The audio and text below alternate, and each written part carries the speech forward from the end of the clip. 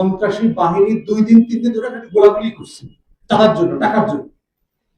তাদের সাথে আবার বিদেশে থাকে এইরকম সন্ত্রাসীদের লেনদেন আছে, সম্পর্ক আছে।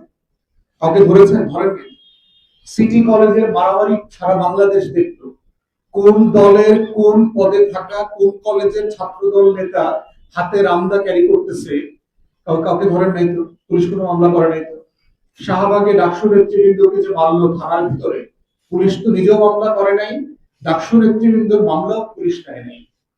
তাহলে এই বাংলাদেশের বিরুদ্ধেই তো আমাদের লড়াই ছিল, যে আমরা এই বাংলাদেশে ফেরত যেতে চাই না।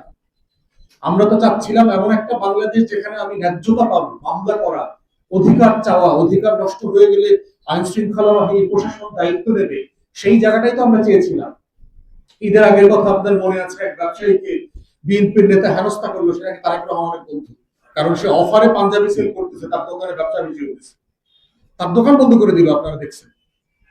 এরপরে এই যে রিসেন্টলি দেখবেন যে বড় বড় ব্যবসায়ীরা এখন তুলতেছে, যে আপত্তি তুলছে যে আপনি ব্যবসা বান্ধব পরিবেশ করে দিতে পারছেন না, কিন্তু কর বাড়াচ্ছেন সব জায়গাতে। এবং এইবার বাজেটে বাংলাদেশের নিম্নবিত্ত মধ্যবিত্ত জনগণ বুঝবে কত ধানে কত চাল। সারা পৃথিবীতে হচ্ছে কর আরোপ করা হয় হচ্ছে আয়ের উপরে, কিন্তু এইখানে সকল সেভিংস এর উপরে কর আরোপ করার চেষ্টা করা হচ্ছে। যার রেগুলার কোনো ইনকাম নাই, কিন্তু হয়তো 5 লাখ টাকা 10 লাখ টাকা ব্যাংকে সেভিংস আছে, তার উপরে যদি ট্যাক্স দিতে হয়, এই লোকটার সেভিংস শেষ হয়ে তো জিরো হয়ে যাবে, তার সংসার চলবে কিভাবে?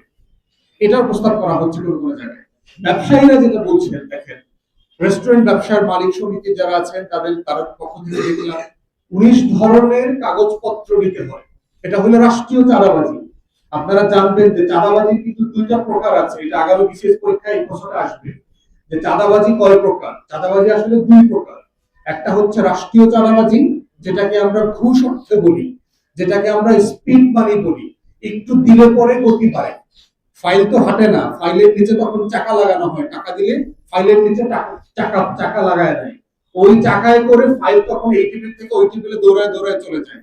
এটার নাম হচ্ছে রাষ্ট্রীয় চাঁদাবাজি। রাষ্ট্র সোনার বাংলার প্রত্যেক ডিপার্টমেন্টে এই রাষ্ট্রীয় চাঁদাবাজি প্রাতিষ্ঠানিক আকার ধারণ করেছে। এর বাইরে হলো বেসরকারি চাঁদাবাজি, প্রাইভেট সেক্টর চাঁদাবাজির প্রাইভেট সেক্টর আছে। এটা হলো আমাদের রাজনৈতিক দলগুলো নিয়ন্ত্রণ করে, মেইনলি হচ্ছে সরকারি দল, এবং তারাই হচ্ছে বাংলাদেশে এখন সবচেয়ে বড় কর্পোরেট কোম্পানি। তাদের নিয়ন্ত্রণে সবচেয়ে বেশি কর্মী কর্মচারী কাজ করে এখন এই দলে।